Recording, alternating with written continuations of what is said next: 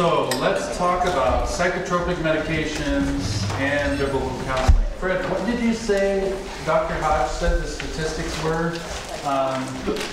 She was talking about depression. Did he have statistics on medications? He said that after this whole thing about the chemical imbalance had been out and started to get debunked a little bit, that some people went back and did pulled out all the various tests that have been done on Zoloft and Prozac, yeah, those two drugs. And they started looking at tests that had been published and tests that had been unpublished. And they came to the conclusion that a placebo was far more effective, that the placebo helped 87% of the people, and the drug seemed to help 13%. You know, and I mean, you basically get the same results depending upon, I don't know anything about the studies they looked at or anything, but people were tending to move away from the whole idea of that. Yeah. Now I did my undergraduate work in statistics, so I majored in math and minored in statistics. I'm just here to tell you, you can say anything you want with statistics. Just change a couple of assumptions. My wife forwarded me an article the other day about what was that?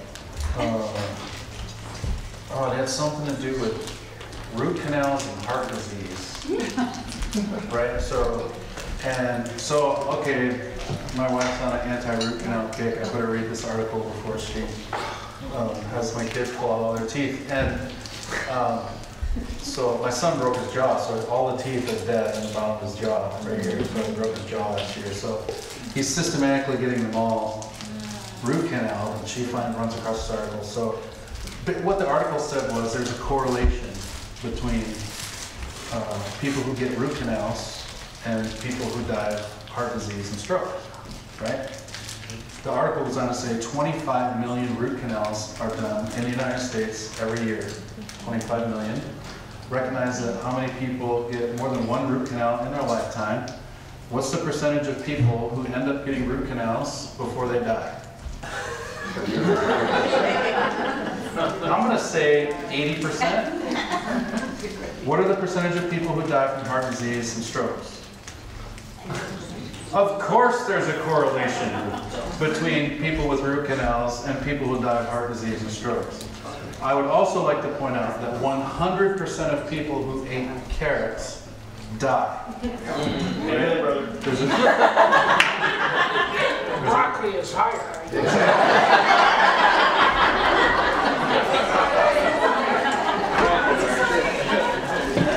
So I had to explain to her how correlation tests are done, and that the only way for a correlation test to really be valid is if blah blah blah. And I gave her some technical details. I used to be her calculus tutor, so she must trust me when it comes to that.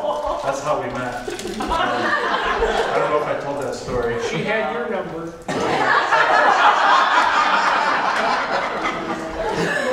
Yeah. So anyway, the article that I read, the material I read for preparing this weekend, says 1 in 10 Americans are taking some kind of medication for a condition that is really considered a counseling type of issue. And there is, in America especially, this prevailing social consciousness that exists, that they're necessary. That they're necessary. Most people you talk to or are taking them think they're absolutely necessary. It's very hard to have a conversation with them about whether it is or is not necessary. I'm not suggesting you have to have that conversation. I don't think you have to have it. I don't even think you should have it necessarily. But 9 people out of 10 who are taking them, who've come to me for counseling, want to talk about it. They want to talk about it because sometimes there's a lot of, I don't know, medication guilt. You know, sometimes other people foist that guilt on them by telling them things like, you shouldn't need that medication for anxiety, you should be able to let Jesus deal with that. Other times, they just don't like it. I would say half the people I've talked to who've come to me for counseling or on them say, I want to stop taking them. That may be because of those reasons. It may be because they don't like the side effects, which are not very pleasant most of the time. So you end up having to talk about it. Just be clear and certain. You should never, ever, ever, ever, ever tell someone to stop taking their medication. Okay? We don't give legal or medical advice, right? We help people understand the Bible and how to live it out. That's what we do. So make sure that's clear to them. If they say, I don't want to take it anymore, tell them you need to talk to your doctor before you stop taking it. And even admonish them, don't stop taking them without talking to your doctor. They may need to be weaned off them, depending on what they're taking.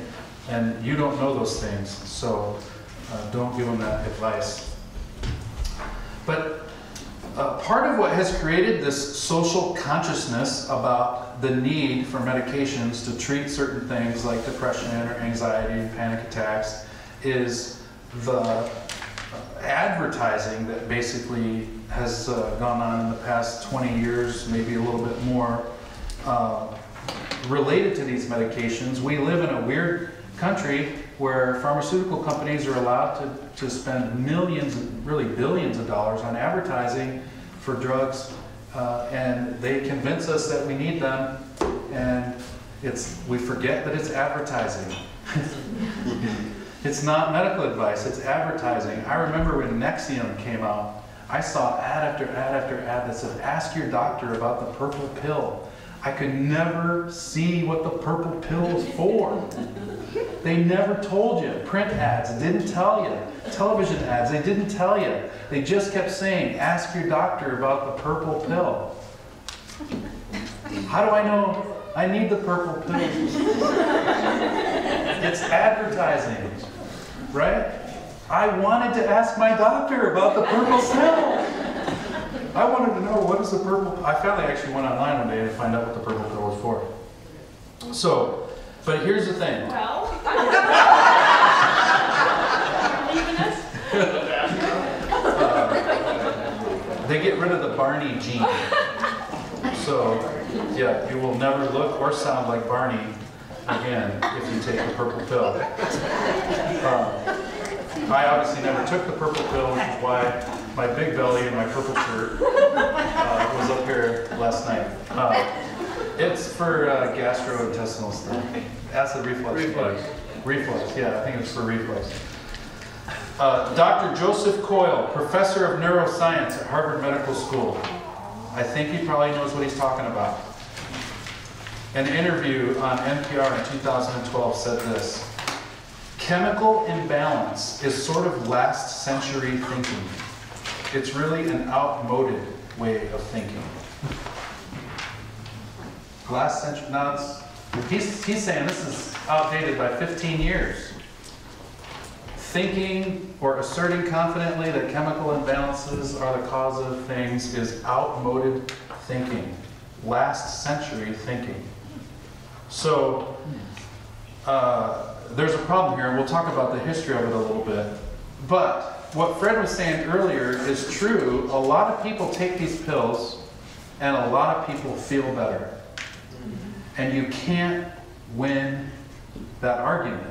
So don't argue with them about it. A lot of things that we take make us feel better. I'm so much more relaxed when I smoke marijuana. Aren't you?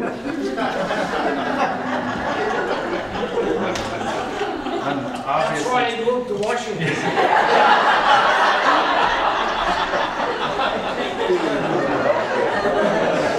I'm totally joking. It's recorded. That's going to be on YouTube.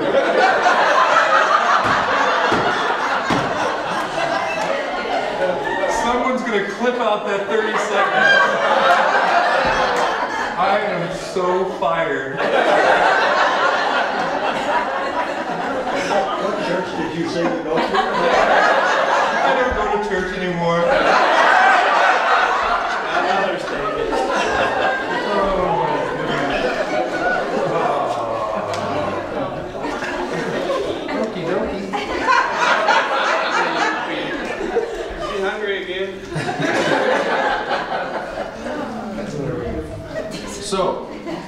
yeah, there's a lot of things we can take that make us feel better, right? So the fact that you take something and it makes you feel better really doesn't prove anything, right? It proves that your brain can be affected by chemicals. We've known that since the beginning of time, it seems, right? Certainly since the days of Noah, right? Who got off the boat, immediately started fermenting grape juice and gets drunk, right? He knew that chemicals can affect our brains. So let's talk a little bit about the history of why this social consciousness about chemical imbalance and the need for medications and their connection to things that have traditionally been considered counseling issues have come about. In the 1950s, most mental disorders were considered to be the result of social circumstances. That was just the way people thought, and so almost all the therapy and counseling that people got was talk therapy. At the end of the 50s, a psychiatric drug named Thorazine was developed, and it became the treatment of choice for people diagnosed with schizophrenia. Before that, they had been giving people diagnosed with schizophrenia things like morphine, opium, really good stuff, right? And insulin shock was used too. If patients were uncooperative, they'd give them so much insulin that they'd basically put them in a diabetic coma, right? So then they didn't have to deal with it. So that was how they treated people with severe mental disorders, but they developed this drug in the 50s. During the 60s, it was discovered that neurotransmitters, which is those brain chemicals that they always talk about, dopamine and serotonin, the things that, the chemicals that go back and forth between our brain cells, they discovered that those neurotransmitters that go back and forth were the chemical signals that allowed your brain to work, that allowed the neurons in your brain to communicate, and they began to understand more and more about how the brain functioned. Thorazine, they learned, had the effect of inhibiting those dopamine receptors in the brains of mice. In other words, your brain cells have these little arms. There's a picture of this on page 2. Synapse, yep. So they have these little arms, and basically the chemicals like dopamine and serotonin are the chemical things that shoot back and forth between your brain cells. This all happens extremely fast. They discovered that the Thorazine, what it was doing was preventing that dopamine from hopping from one cell to the next.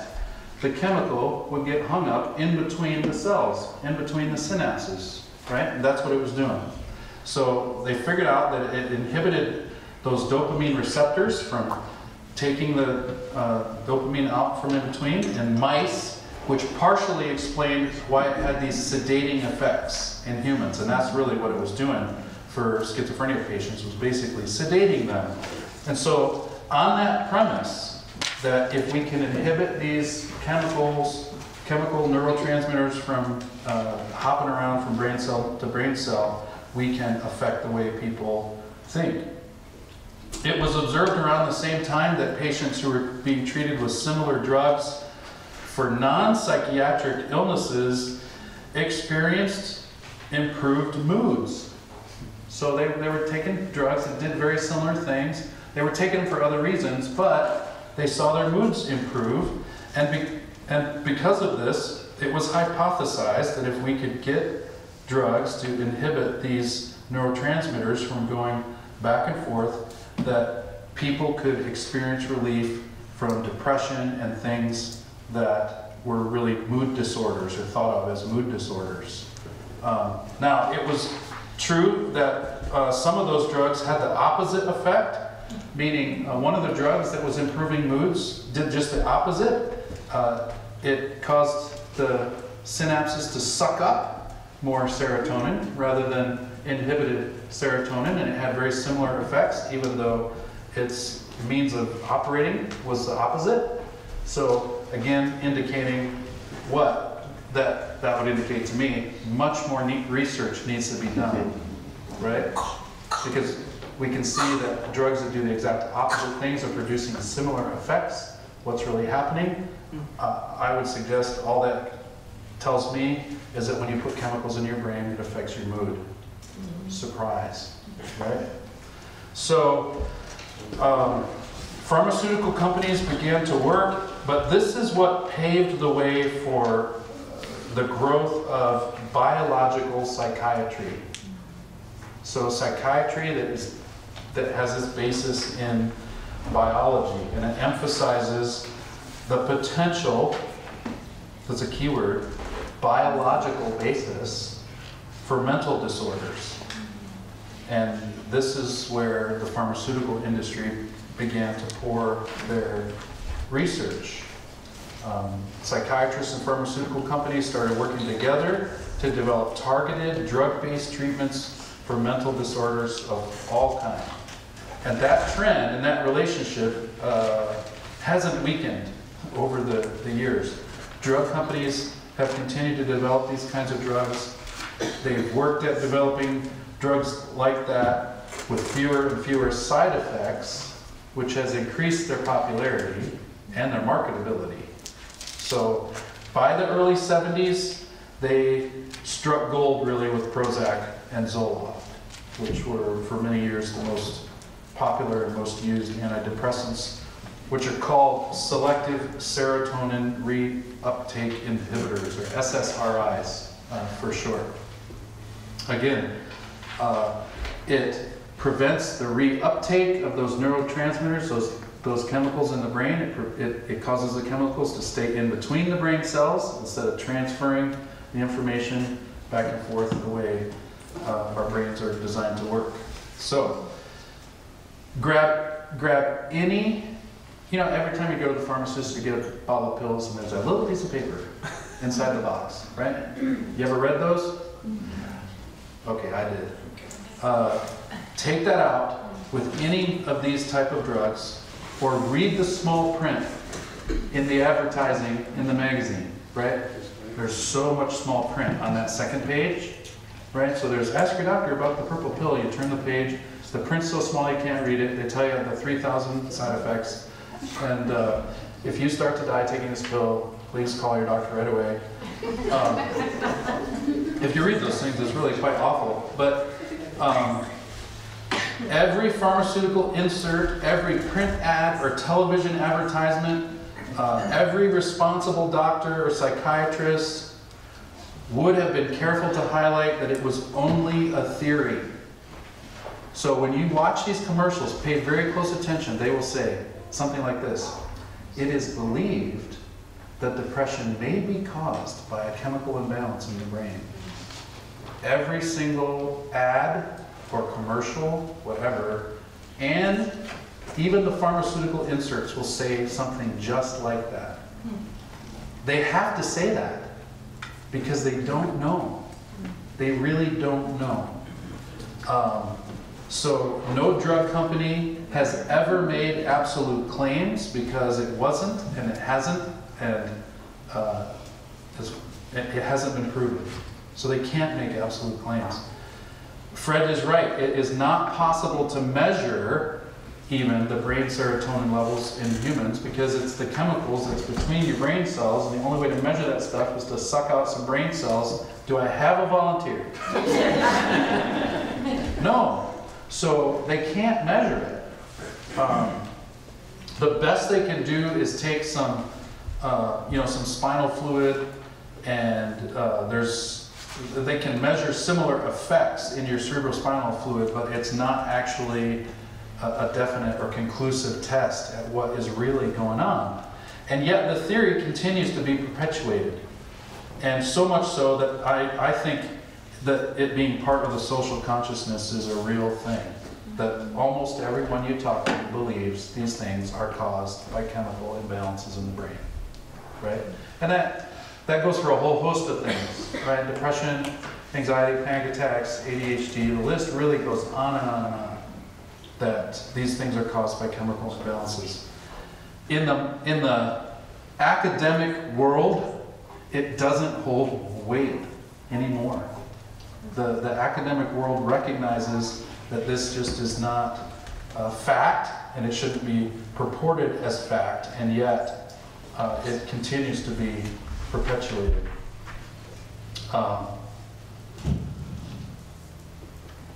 the phrase, even the fact that we use the phrase, the theory of chemical imbalance. That's how people refer to it, right? The theory of chemical imbalance. It's uncertain at best, it's incorrect at worst, but we can't say that for sure either. So the point of all that is to say no one, including you, can correctly speak in categorical terms. You don't know, they don't know, no one knows. Don't say you know. Don't say you know that it is caused by chemical imbalance. Don't say that you know that it isn't caused. Did I say that right? Mm-hmm. We don't know. No one knows. So then the question becomes, are they really needed? Are psychological drugs really needed? And the corollary question to that is, are they needed in biblical counseling? Well, there's a difference really in the fields of medicine and psychiatry about what constitutes a disease. And here's just another area where I think we have a social consciousness, a general belief that exists in our culture that doesn't really hold water in the bucket of research. So in the field of medicine, this should be intuitively obvious, but there are definite organic causes of physical illnesses. And we know, Fred pointed out in his thing on depression, that there are organic illnesses that produce the behavior symptoms, the behavior problems like depression, like hyperthyroid problems can cause depression, or the symptoms of depression, right? But like he said, what is then said is this person has hyperthyroidism, the symptom is depression, right? Because we can measure the pathology, the wrong functioning of the thyroid, the depression then is just a symptom. So whenever a real organic cause for something is found, it's given a medical disease diagnosis. And that diagnosis describes the disease in the body, the functioning or the cells in the body that are sick, so to speak, that are not right, rather than the symptoms. The depression, whatever that is, then it's just a symptom. To qualify as an illness or a sickness, you have to be able to show damage to the body's tissue or the body's functioning. There's some measurable pathology, and that's where the contrast lies in the field of psychiatry. In psychiatry, diagnoses are made on the basis of self-reported feelings or behavior, which are observable, but again, there's nothing to measure other than what you see in their behavior and what they tell you that they feel. And so, because they see medications doing certain things, affecting certain people certain ways, theories are proposed to account for the feelings and the behavior that people are having. And that's the big contrast, right? So, medicine, if you have a disease, you yield symptoms.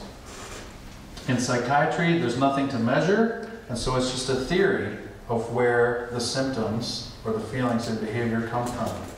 So the rationale behind it all is that people use to justify using drugs is really that it works. And if we understand the Bible correctly, our goal is not to feel as good as we can possibly feel all the time, right? That's not our goal for living, and that's not to say our goal is to feel as bad as we possibly can all the time, right? Don't create this dichotomy. You know, so you say to someone who's struggling with anxiety or depression or some of these things, you say our goal in life is not to be as happy as we can possibly be all the time. The kind of response you might get is, so you want me to feel bad then? No, I'm just saying our goal isn't to change your feelings primarily, right? Our goal is to think right and live right, and the feelings tend to come behind, or the caboose, not the engine of what we're trying to accomplish here. So people who justify their use may be living by their feelings rather than biblical principles. Okay? They may be making their feeling better that ultimate pursuit in their life, instead of recognizing that God has greater purposes in our life, that He's causing all things to work together for good, including perhaps circumstances and symptoms of bad feelings in your life, so they're not seeing God in their trials. And they may even be claiming and believing that the real solution is to change the way they feel. They may believe that. And if they've gone to secular counselors, that may be some of what they've heard. Right? We talked about how that's one of the biggest differences between secular counselors and biblical counselors is their goals really are to help people feel better. And I want people to feel good. I'm not opposed to people feeling good, but that's not the ultimate goal. How else might counselees justify their need for these medications? They may not know how, or have refused to use the scriptures to deal with life. We may need to help them see that it is possible to know the scriptures and live the scriptures by God's grace and God's strength and the power of the Spirit of God to deal properly with life, to think right and to do right, and to see worshiping God as the goal of life. So you may have to help them see if they're again, I'm saying what do you need to help people understand so that they don't see the drugs as their savior, right? I'm not saying they can't take them. Whether they take them or not, you got to help them see the drug is not your savior. Feeling better is not your goal.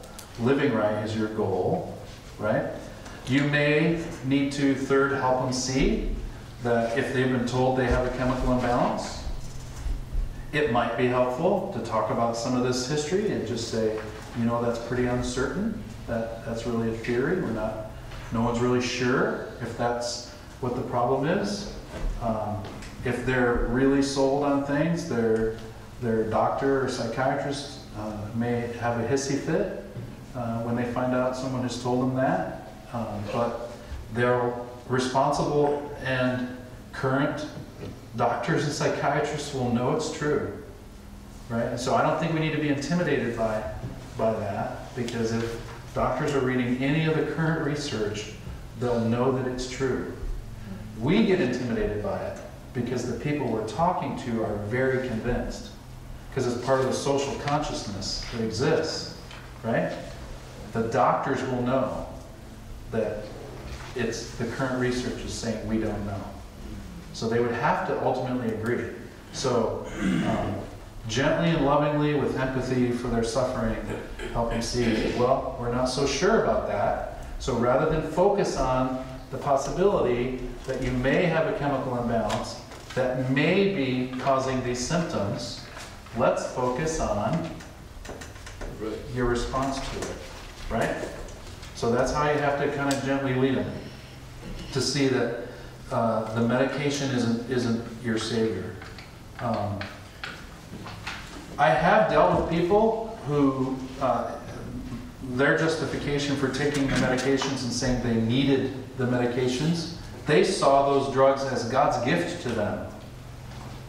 They said to me, have you ever considered the fact that maybe God has given me these medications to help me? And I said, actually, no.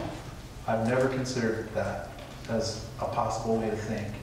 And so, again, if you're trying to help them lovingly, you're not going to feel stupid when someone challenges you and says something you haven't thought of. That was her perspective on it, that she really saw those as God's means of helping her. And so, again, my goal wasn't to get her off the meds, and so we didn't spend a whole lot of time talking about it. I'm just saying we need to help them see that the meds aren't their savior. I think she was taking the meds without that attitude, but there were other issues at play as well. How do the medications work? Here's the diagram, and we've talked about this a little bit already. I forget how much I put in here. So this phrase, chemical imbalance, is the term that's used for this theory that one or more of the chemicals, neurotransmitters in your brain are too high or too low in that junction between the synapses of your brain cells, right? Got too much chemical, got too little chemical. And if you can change those chemical levels, what's going back and forth and what's kind of stuck in the middle, it'll change the way you feel. Improving of feelings as a result of the chemical doesn't prove there was a chemical imbalance, actually. Again, they don't really know what the proper levels of these things are. Is there a proper level? I don't really know. Is there a right or a wrong level of serotonin or dopamine or any of these other drugs? They don't really know. It's a theory, not a fact. Even if a correlation was found, that wouldn't prove cause and effect. I've already given my lecture number 7 on correlation studies, right? So that doesn't prove cause and effect. In other words, let me put it this way, and you might use this as an illustration, maybe carefully. We've already talked about how our mental and emotional responses to life can cause physical symptoms in our body, right? So I don't deal with stress, and I get my innards all tied up in a knot, right? Doctor tells me I've got irritable bowel syndrome, right? So the way I'm thinking and responding and emoting are causing physical symptoms.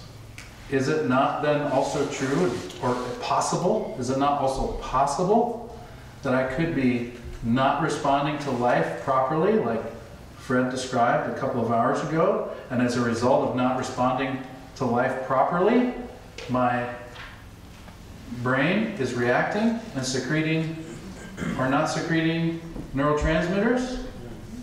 Is that not possible? I say it's possible. What's happening? What we know is change the chemicals and people feel different much of the time, but not all of the time. Right? We do know that. But what's causing, if there is even a problem, and no one's sure that there is, right? But if there was even a problem, no one knows what's causing it. Are our wrong responses to life causing chemical imbalances, or are chemical balances causing wrong responses to life? No one knows. We're back to the same thing. No one knows. And there's no way right now with the current technology that we have to say it. So even if a correlation can be found, cause and effect cannot be proven. And that's why I say maybe the sinful behavior comes first, your wrong thoughts and feelings, and those produce the reaction in the body, resulting in a chemical imbalance. And then the medication is used, and it kind of restores what life was like before, but we don't really know, because we can't measure it. So, this question came up last night. I think Josh asked the question, what if future research reveals the theory to be actual fact, or they find some other physical cause? I think you asked that question, right? If that happens, they're going to call it hyperserotoninitis, right? And they're going to develop a drug treatment for it that's very specific and measurable. If the technology ever gets invented to take those things, they will give it a medical diagnosis, and they'll treat it medically, and we'll all be happy, right? But right now, we don't know those things. And so we kind of go back to the principles we talked about in the last session. We got to help people respond to the weaknesses in their flesh, in their physical bodies, respond to those weaknesses in a way that honors the Lord and is consistent with what He's taught us in the Word. Again, there are real chemical imbalances in the body, like hyperthyroidism, but those are given a medical disease label when they exist. Another fair question, wouldn't it be good to use medication to control bizarre behavior, just to calm a person down so you could counsel them? Okay. I just say, okay. People are off the wall, and I'm going to give them, they're going to take these medications, and they're going to be calmer, and maybe I can talk to them. I'm fine with that. I'm obviously not gonna give it to them. I'm not gonna encourage them to take it.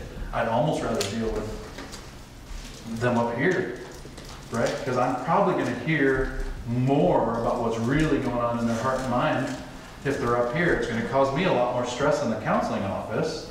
I'm sure of that. I mean, I've had a lot of counselees. I wish I could just give them a sedative when they walk in, but I'd probably find out more about them if I don't, right? So, but if they really think they need that just to function for a while in a quasi-normal way, I don't have a problem with that. Again, I'm not going to encourage it. I have on one occasion was working with a lady who was taking so much that I think Fred had described this too, they were so fuzzy that I didn't feel like I could help her. She was on so many medications. I would ask her a question. She kind of have this glassy-eyed look.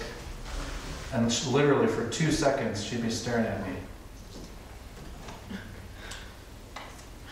Well, and then she'd start to answer the question. It's kind of awkward, for 2 whole seconds. That was really awkward, looking at me with that stupid look on my face, wasn't it? And that's how it felt. Every question I asked her, 2-second pause with a glassy-eyed look, and then she'd start to talk really slowly, right? And I just felt like she's on so many medications. I'm not sure she's reasoning well, and she wasn't responding to the counseling really at all. And so I said, I'm just not sure I can help you. I think you need to talk to your doctor about getting things in balance, your medications under control, because you seem really loopy. So some questions to ask them. And this is another way to help them see that the medication is not their savior. Okay? That's really all you're trying to convince them, is that your hope is in Christ, and your goal in life is to honor and worship Christ, to please God in every respect. That's your goal. And these are some questions you might ask them when they're claiming that something like chemical imbalance is producing their emotional or their behavioral problems. What tests were run to prove the physical problem is present? So I'm usually not trying to prove anything to them other than they don't have any proof. That's all. That's all I'm trying to help them see. You're being treated, and that's fine, but so you're taking a medication, but there was no physical test run to show that you needed the medication. Okay, how is it proven? How do you know that your physical condition is the cause of your emotional imbalance or emotional swings in your behavior actions? Right? They don't know that it's the cause. How does your doctor know that the medication is correcting that physical problem? So these are just questions that don't really have good answers if their doctor has been honest and they've been listening. Those questions don't really have good answers. But obviously the most common thing you're going to hear is that the drugs help me feel better. Most people who are taking them, that's either true or they think it's true. And it may be, again, you can't win that argument, as Fred said, so I don't spend a lot of time talking about it, but I want to be prepared to discuss it if they're willing in order to help them. What you do have to help them see is that the Bible clearly teaches that our feelings and our emotions are the result of our thinking and our behavior. That, I think, is a biblical principle, a truism that you got to help them see. John 13, 17, that is not popping into my head. Jesus says, if you know these things, blessed are you if you do them. So to experience the blessing, joy, peace, there's emotional aspects to that, right? Comes when we know and obey the Word of God. James 1:25 says something very similar, that don't be hearers only, but doers. And when you're doers, you will be blessed in the doing. You'll be blessed in the very act of doing. You'll experience that happiness and that enviable condition of life right in the very experience of doing the will of God. Proverbs 29:18 says, "Happy is he who keeps the law." We are blessed, happy in the doing. So a little diagram might help like this, showing that we all experience problems in life. We have circumstances, and we have a certain way of thinking about those things. And out of that thinking, we do certain things, and we feel certain ways. And even after we respond with certain behaviors, that contributes to the feelings that we have. You see what's going on there? So your thinking and your doing all come full circle, and then you have the feelings. We're not going to address the feelings. We've got to think right first. And so just helping them see that feelings flow out of that. Another diagram, a second diagram, to show the problems in our life when we don't think about them and respond to them in a right way can produce unpleasant feelings. Fred described the downward spiral picture. That's another picture that I'll draw with people, that if things go, you got the toilet bowl picture in that, right? So circumstances, and it's going to go down, and it's going to get worse and worse and worse if we don't start thinking right and doing the right thing.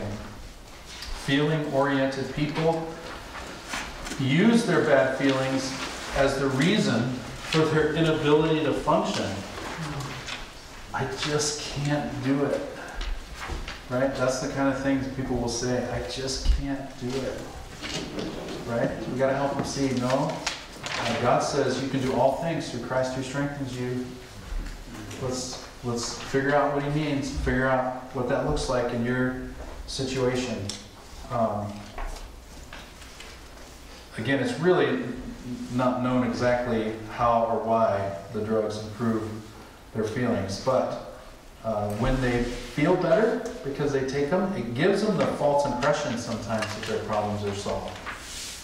Right? So we got to help them see that that's not necessarily the case. The heart issues might still exist. You know, those heart issues that are driving them, those longings, those desires might still exist even if they feel better in the midst of them. So even though feelings might be improved with the meds, it doesn't get to the heart of the problem. This isn't going to go away. New drugs are being developed all the time that have less and less side effects than the ones that they're using now. So the answer to that big question, medication is not needed or even helpful necessarily in biblical counseling. And when there's no proven organic cause for the behavior, use the Bible. When there is a proven organic cause, help them respond to that illness in a way that honors God. So those are kind of overarching principles that we need to think about. Yeah. Okay, I know that we're talking mainly about adults. What about the children like that? With you hear them all like riddles thrown out like M&Ms and everything like that. How would this road? Yeah. So I've talked mostly about adults. How about children who are on Ritalin and other drugs like that affect basically affect their feeling? I think the principles are basically the same.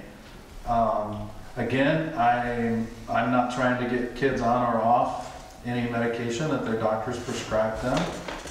In cases like that, just like there's the little chart in your notes on the depression section where it gives those 9 symptoms of depression, and if you experience 5 of those for a period of 2 weeks or more and it affects your ability to function normally, then they diagnose you with depression, right? That's what Fred walked through. ADHD is very similar. They have a list of symptoms, and if your child has a certain percentage of those for more than 2 weeks in a way that tangibly affects their ability to function like a normal kid in school or at home, then they diagnose your kid with ADHD, right? So when I have dealt with some parents with that issue, I go, oh, great, get the list, pull it out. Oh, which symptoms is your kid experiencing? Oh, let's talk about those. I just go there. So again, I'm not trying to address the medication issue at all.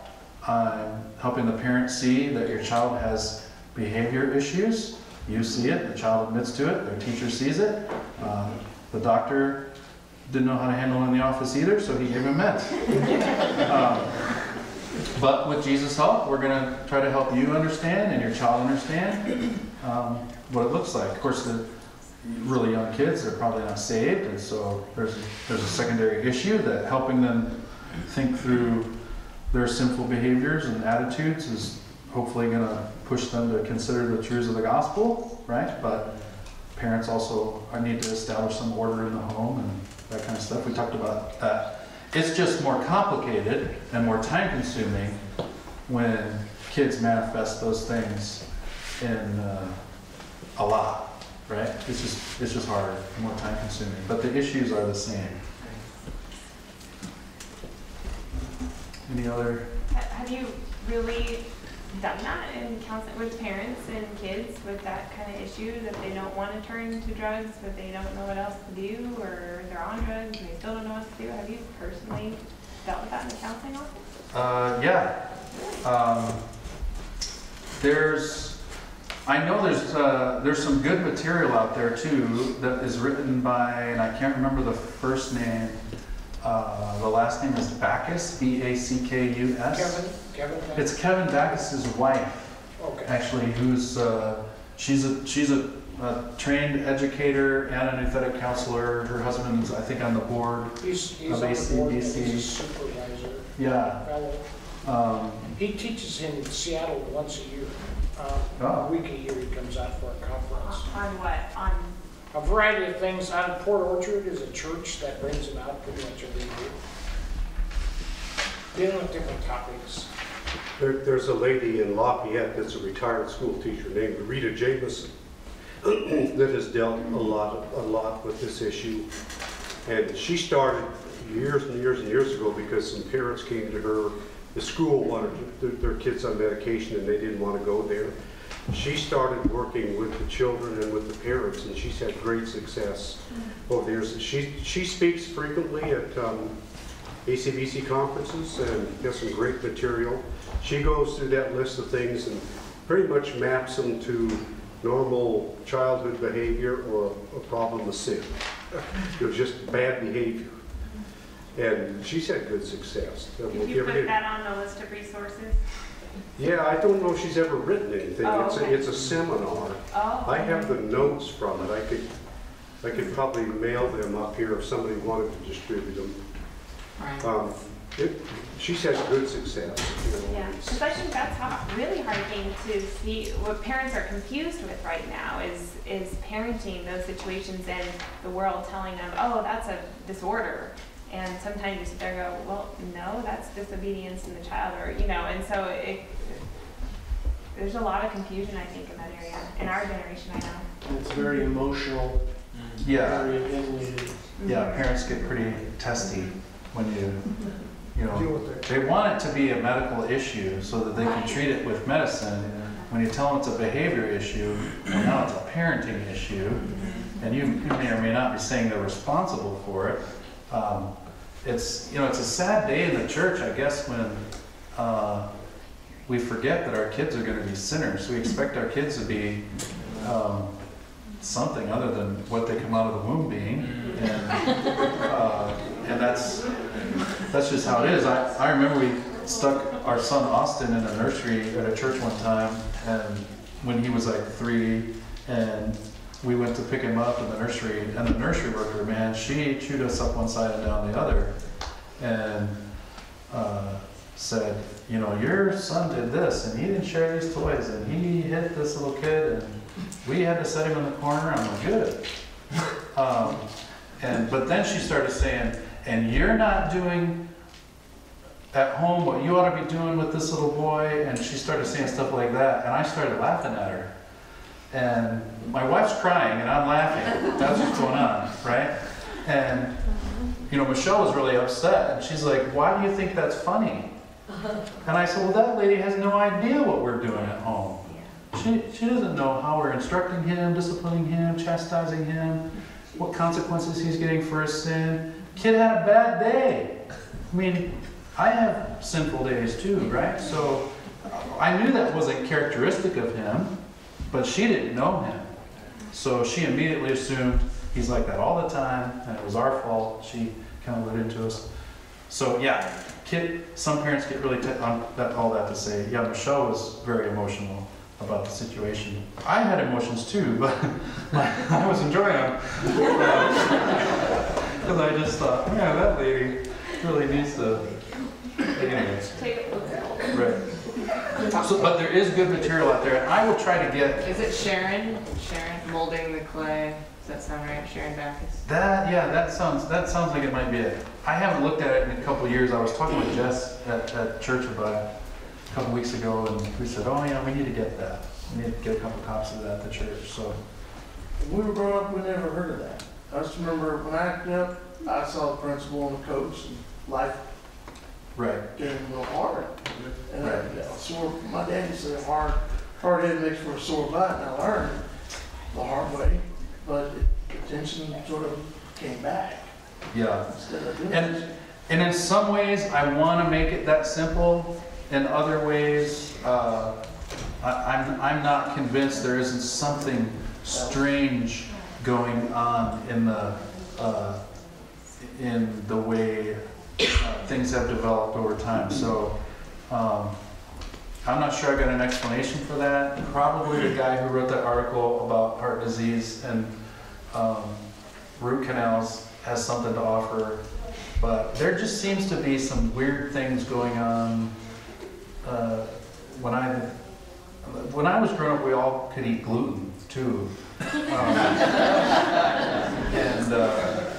it just seems like every other person I talk to has some kind of food allergy or something, and it makes me wonder what is going on chemically in our society. I'm not going to start eating organically, that I'm sure of, despite the fact that my wife tries to sneak that stuff in on me all the time.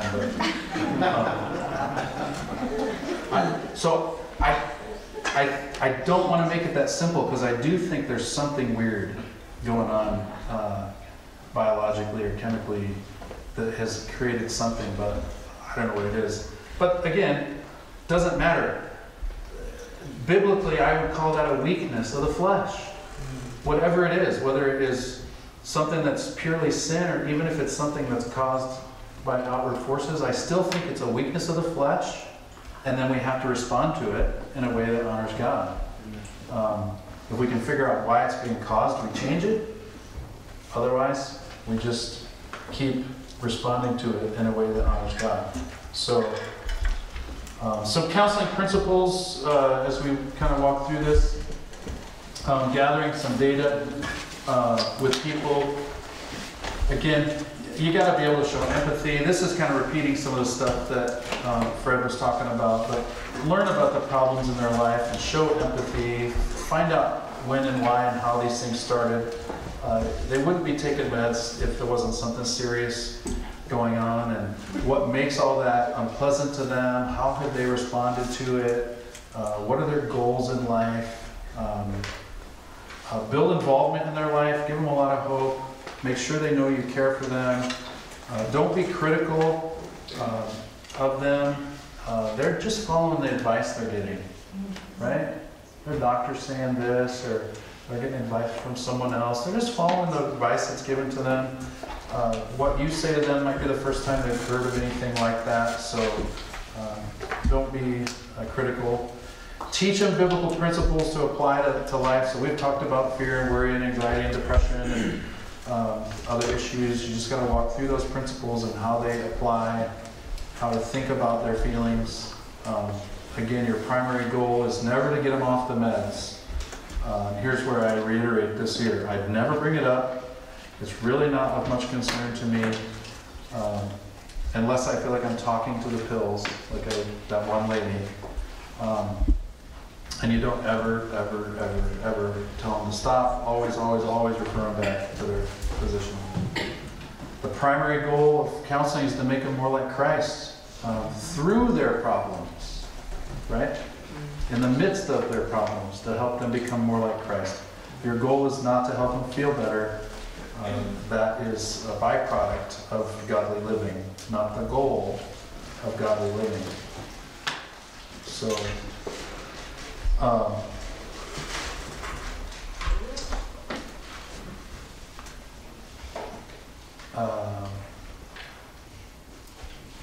have it in, yeah, so a counselor says, I've been counseling this person and I can't find any significant spiritual problems in his life. So wouldn't medication be needed? Right? So that's kind of a case. You sit, you talk with them for a few weeks, and you really can't uncover anything, or someone's saying, I can't uncover things. Well, I guess there's probably some things that need to be uncovered still. I think people draw those conclusions prematurely most of the time, and yet, again, if you're not uncovering any significant spiritual problems, why are they there? Right? Why are they there? Are they there just because they want to get off medications? Send them to their doctor. So, what if they're on medication and they want to come off them, right? Because again, this has been an issue, and I'd say 50% of the people I talk to actually don't want to take them. Either they have medication guilt, or they don't like the side effects, but they come and they're ardent on it. That's not something we do. We help them find biblical solutions, and we let the doctors deal with the medical stuff. So when they request that, I actually think it's a good idea to know why they want to stop taking them. There may be a heart issue there, right? There could be a pride issue there. Not that you want to be on an idle hunt in their life. You know, that's great. You want to get off the meds. Help them check their own motives in a gentle way, but it might be good to know that. There is medication guilt, and that may be a spiritual problem, depending on where it's coming from. And I usually tell them there might be some thinking to do before we really even talk about that. I usually say, why don't we just spend a few weeks together before we start talking about your meds? I just want to get to know you and get to know your problems, help you start thinking of. So I feel like if you jump to that issue too soon, you're probably going to make some mistakes. Because it's, you just don't know them well enough yet. Only discuss them going to their doctor to discontinue their medication when you're convinced that they've replaced the use of meds with biblical principles. In other words, you see them thinking and responding to life biblically. That's why I would say, why don't we spend a few weeks together first, right? I'm probably going to say, because I used to meet with a guy who quit smoking, and he didn't tell me he quit smoking. And for like 3 weeks, that dude was nuts. And his wife would call me up and say, Ray is this and Ray is that, and I don't know how to respond, and he seems like, And then one day he tells me, I quit smoking 3 weeks ago. I'm like, what? That's great. Would have been nice to know 3 weeks ago, because you and your wife have been having all these crises, and I had no idea that you just completely altered the chemicals in your body. And most of what he was experiencing was pretty typical, pretty normal, right? Praise God, he quit smoking, and that's great, but the point of that is when people stop taking meds, things change, right? And so that kind of makes it harder. I kind of want them to be the same person I met when they came in the first week, because I'm trying to get to know them. So I just think that's something to talk about later. If they're convinced and you're convinced it's good for them, send them to the doctor who started them. If the doctor refuses, you may need to say, well, I'll just go get another opinion on that. If you're convinced and they're convinced they don't need them anymore, just don't let them stop them cold turkey, because you don't know the effects of that, and neither do they. I also think you should continue with them for a number of weeks after they stop taking those meds, just to make sure they continue to think and continue to respond to life in a way that honors God, because that can be trying time when things are getting shifted around in your body. So there's some practical advice there. Any other questions? I would like to come up each second, if I can move up here. We spent 2 hours with these gentlemen last Saturday, and the board did, and I think it was a very profitable time. And this afternoon, I would just like us all to thank them very much for the time and the energy and the prayer support they've given us in this process we've just gone through. And I think it's appropriate we just give them a hand.